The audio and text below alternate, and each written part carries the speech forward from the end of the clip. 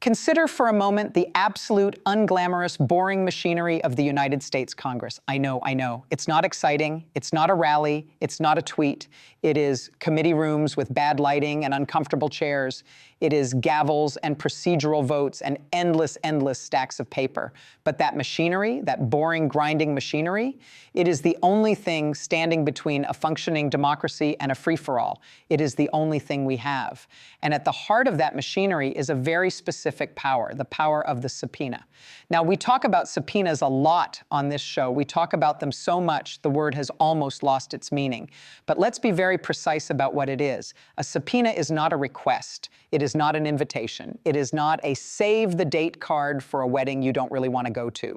A subpoena is a command. It is the people of the United States, through their elected representatives, saying, you have information. We need that information.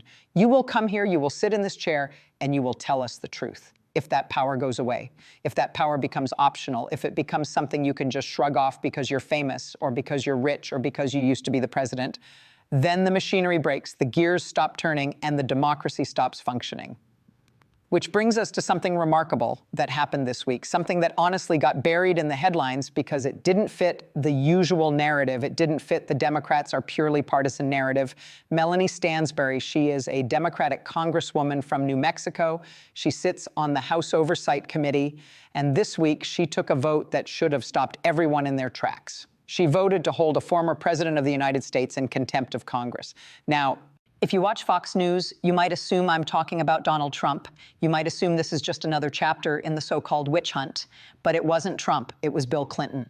Melanie Stansbury, a Democrat, voted to hold Bill Clinton, a Democratic icon, a two-term Democratic president, in contempt of Congress. Why? Why would she do that? Why would a Democrat hand the Republicans a talking point on a silver platter? Why would she give them the B-roll footage they will undoubtedly use in campaign ads for the next 20 years? She explained it herself. And the explanation is actually more important than the vote. She said, effectively, the institution matters more than the man. She said that if you are subpoenaed, you show up. It doesn't matter if your name is Clinton. It doesn't matter if you are powerful. It doesn't matter if you are on our team. You show up. Because if Bill Clinton doesn't have to show up, then Donald Trump doesn't have to show up. If Bill Clinton gets a pass, then the next autocrat, the next wannabe dictator, the next corporate criminal gets a pass. This is what ethical governance looks like. It is painful. It is politically inconvenient. It is awkward at fundraising dinners. But it is the absolute bare minimum requirement for a party that claims to believe in the rule of law. Representative Stansbury noted, and this is crucial, that the vote was about failure to appear. It wasn't a judgment on his guilt. It wasn't a judgment on his presidency. It was a judgment on the process. He didn't show up for the deposition on the morning he was scheduled.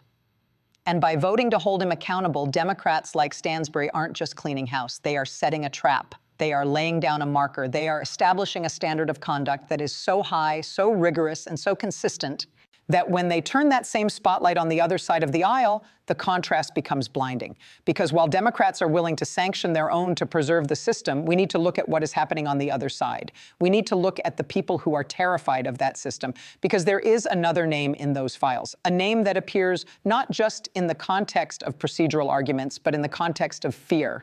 Representative Stansbury said it out loud. She said the quiet part out loud. She said the #1 individual who is named in the Epstein files is Donald Trump.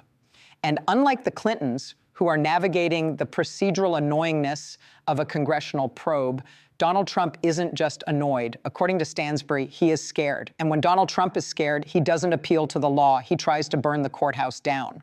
But to understand why he's scared and to understand the real difference between the Bill Clinton problem and the Donald Trump problem, we have to peel back a very specific layer of this onion.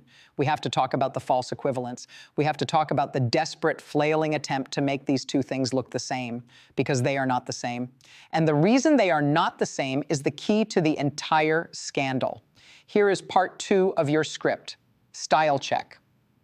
Tone, analytical, dismantling whataboutism, contrasting the reactions of the two parties. Rhetoric. Let's be clear. The difference is focusing on the asymmetry of accountability. Part 2, the false equivalence. There is a very specific noise that happens in Washington whenever Donald Trump gets into trouble. You know the noise? It is a reflex, it is a muscle memory, it is the immediate, desperate pivot to, but what about Bill Clinton? It is the oldest play in the book. It is the political equivalent of a smoke bomb. Throw up a cloud of Clinton and hope that nobody notices the man behind the curtain is actually setting the building on fire.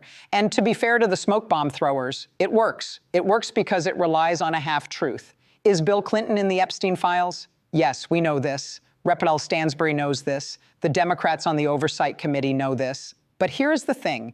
Here is the crucial, critical difference that the smoke bomb is designed to hide. When Bill Clinton was subpoenaed, when he failed to appear, Democrats voted to hold him in contempt. They didn't circle the wagons. They didn't scream witch hunt. They didn't attack the investigators. They looked at the law. They looked at the failure to appear, and they voted yes. Melanie Stansbury, a Democrat, voted to hold a Democratic former president in contempt. Now, imagine, just for a second, indulge me in this thought experiment. Imagine a Republican member of Congress voting to hold Donald Trump in contempt. You can't. You literally cannot imagine it, because it wouldn't happen. Because the modern Republican Party isn't built on the rule of law. It is built on the protection of one man.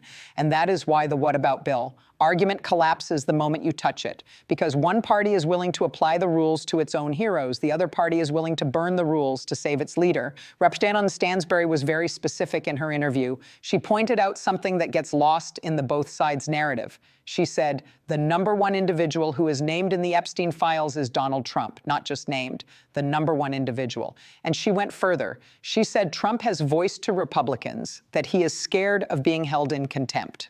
Scared. Why would he be scared? Bill Clinton is a retired president. He holds no office.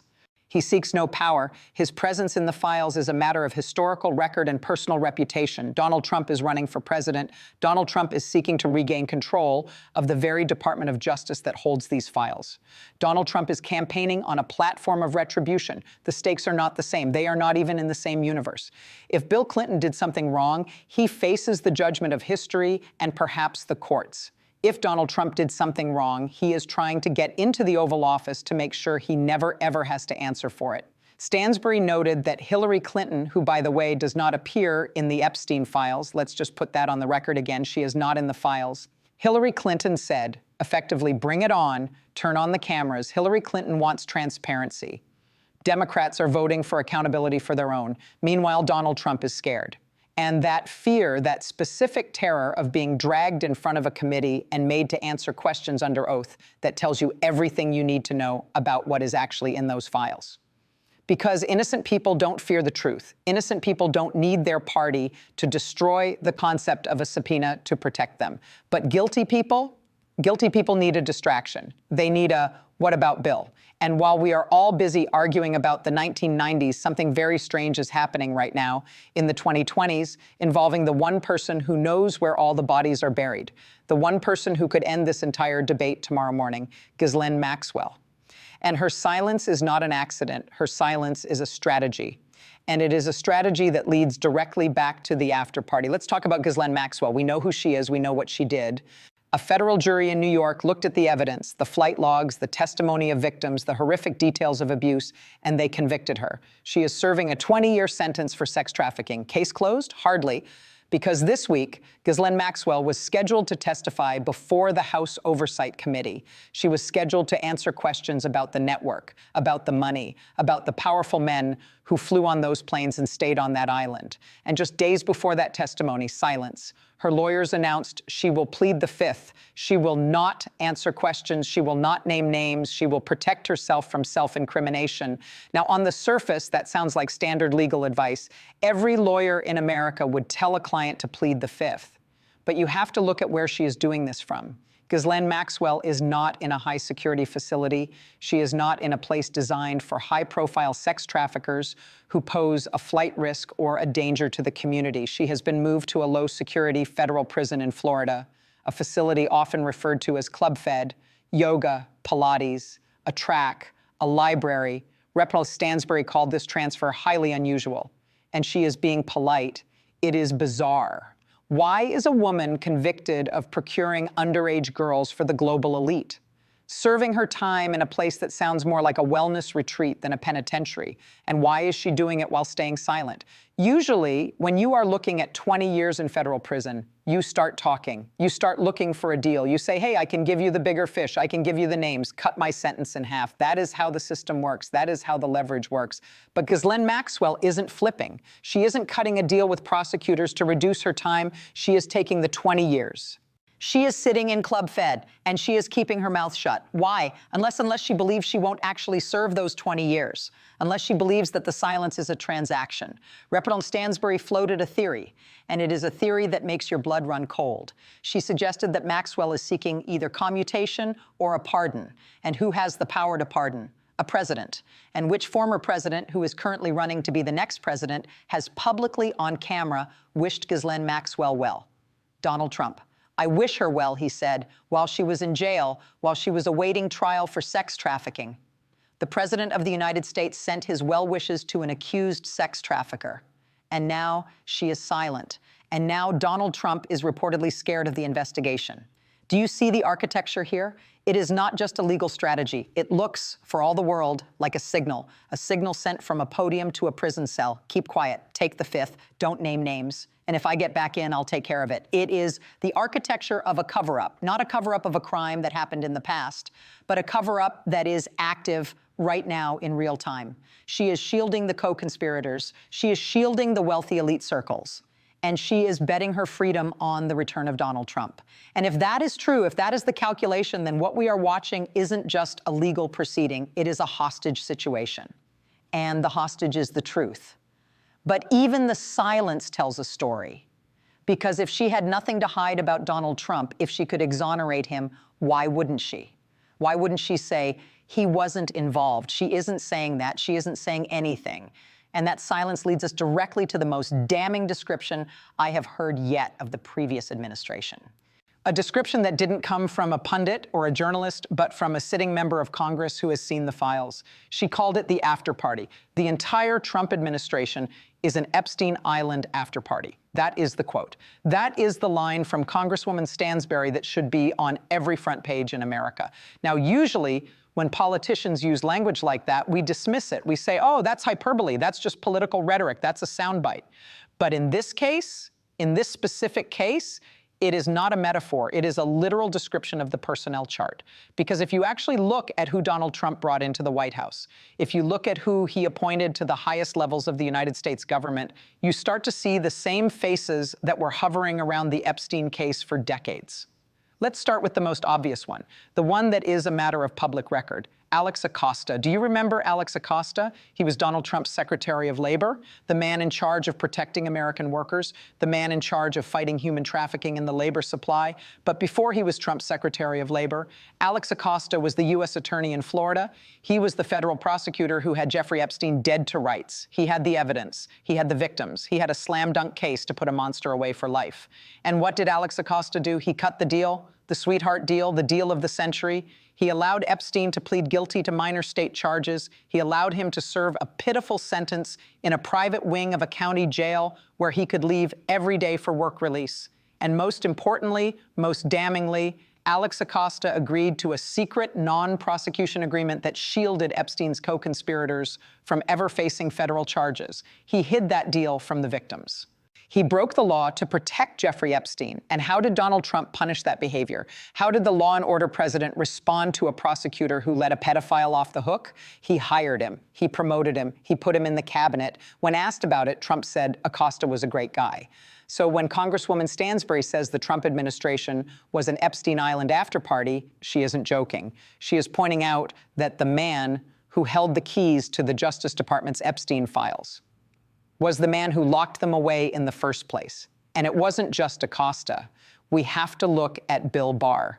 Bill Barr, Donald Trump's Attorney General, the man who oversaw the federal prison system when Jeffrey Epstein committed suicide in a cell where the cameras weren't working and the guards were asleep. It happens under his watch. The most high-profile prisoner in the world ends up dead in federal custody, effectively closing the criminal case against him. And now we have Ghislaine Maxwell, the last link in the chain, the last person who can speak, and she is signaling that she expects a pardon from the man who built this administration. You see the pattern? It is a closed loop. The prosecutor who protected them gets a cabinet seat. The attorney general who oversaw the suicide gets to walk away. The co-conspirator who keeps her mouth shut gets well wishes and a potential pardon. This isn't a political party. This is a protection racket. It is a syndicate. And that brings us to the final terrifying reality. The reason why this matters right now, the reason why Representative Stansbury is pushing so hard, risking political blowback to keep this investigation alive. Because if Donald Trump returns to power, the after party doesn't just continue, it becomes the permanent government. And the files, the unredacted names, the truth about who was really on those planes, if the after party takes over again, those files disappear forever. This isn't just a scandal, it is a national security threat. Blackmail compromises governments. That is why Stansbury's fight matters. We need the names, we need the unredacted truth before the after party returns to power and buries it forever. Watch this space. The truth is coming if we demand it.